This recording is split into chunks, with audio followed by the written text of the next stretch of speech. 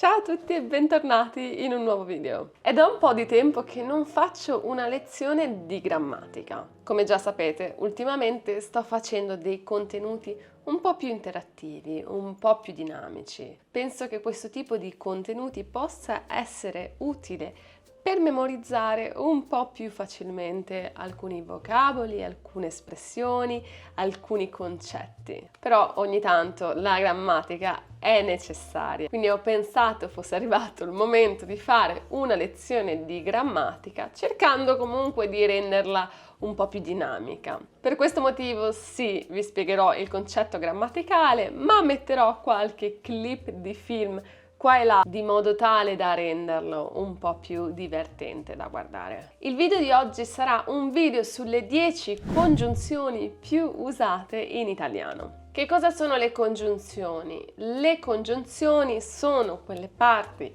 invariabili di discorso che servono ad unire differenti parti di una proposizione. Ci sono differenti tipi di congiunzioni: semplici, composte, coordinanti, subordinanti, copulative, disgiuntive e molto altro ancora. Non voglio che questa sia una lezione così accademica, voglio semplicemente insegnarvi le 10 congiunzioni più comuni in italiano, spiegarvi come si usano e mostrarvi un esempio. Dunque, se siete pronti per iniziare, cominciamo! La prima e sicuramente più usata congiunzione in italiano è e si usa per unire due parti di una frase o due frasi coordinate. Solitamente collega due elementi che sono simili tra loro dal punto di vista logico e nel caso in cui non fossero simili dal punto di vista logico, semplicemente aggiunge delle informazioni collegandole tra di loro. Se vuole giriamo al primo casello, la riporta a casa. Un matrimonio con i fiocchi per lei e la sua famiglia. Ho toccato la maniglia e la porta si è aperta. Facciamo una frase: vado al supermercato e compro della frutta. Vado al supermercato e compro della frutta. Passiamo alla seconda congiunzione più comune, che è la congiunzione o. Al posto di o possiamo anche utilizzare oppure. È una congiunzione che serve a mettere in alternativa due o più elementi di una frase. Vuoi fare la redattore o il pittore? Vuole il basilico o il prezzemolo? Io almeno dico questo è sano, questo è malato, questo è bello oppure è brutto, qui c'è il bene, qui c'è il male. Hai cambiato giro oppure ti nascondi? Per esempio, vuoi il gelato o il ghiacciolo? Vuoi il gelato o il ghiacciolo? Qui abbiamo i nostri due elementi, il gelato e il ghiacciolo, e li stiamo mettendo in alternativa. Sono le nostre due alternative. Passiamo alla terza congiunzione, che è la congiunzione ma. Oltre a ma possiamo anche usare però. Ma si utilizza per esprimere un contrasto fra due affermazioni. Vediamolo meglio in un esempio. Ho dovuto smettere perché gli altri si erano ritirati tutti, ma io non ero niente stanca. Ma io non sogno come fai tu. Voi fate la furba, ma io sono più furba di voi. Loro ci insultano, però noi non dobbiamo reagire, eh?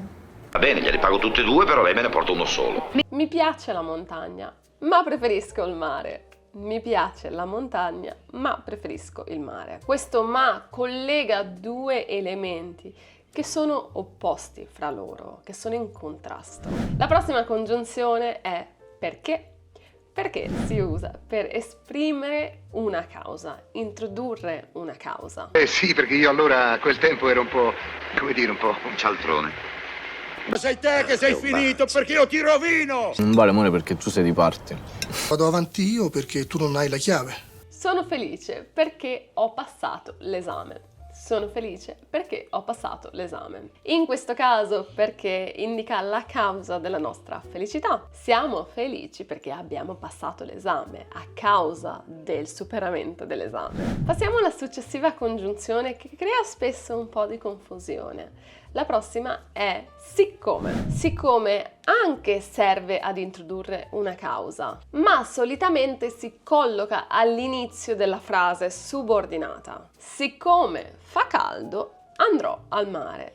Siccome fa caldo, andrò al mare. Come vedete, siccome è posizionato all'inizio della frase subordinata e sta introducendo una causa. Per questo motivo usiamo siccome e non perché. La prossima congiunzione è quindi. Quindi si utilizza per indicare una conclusione o una conseguenza. Cioè, la dottoressa è mia sorella, quindi io sarei il fratello.